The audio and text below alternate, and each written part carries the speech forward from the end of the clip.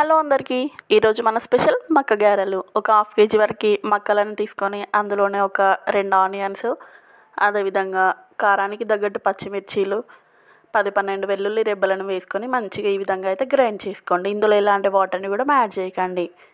Grind చేసుకున్న తర్వాత ఇందులోనే 1 టేబుల్ స్పూన్ జీలకర్ర, 1/2 టేబుల్ స్పూన్ దాకా వంట సోడాను కూడా వేసుకోండి. వేసుకొని ఒకసారి అయితే మొత్తం మంచిగా కలపండి.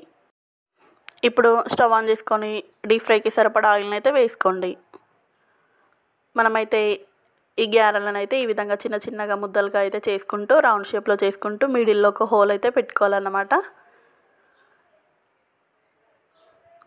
సో ఈ విధంగా చేసుకుంటే సరిపోతుంది.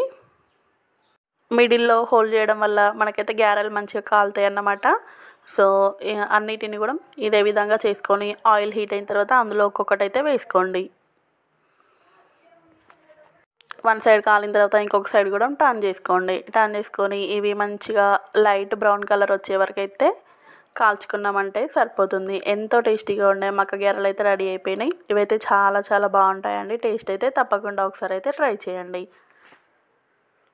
మన ఛానల్ని మొదటిసారి చూస్తున్నట్లయితే సబ్స్క్రైబ్ చేసుకోండి, లైక్ చేయండి, షేర్ చేయండి, కామెంట్ చేయండి.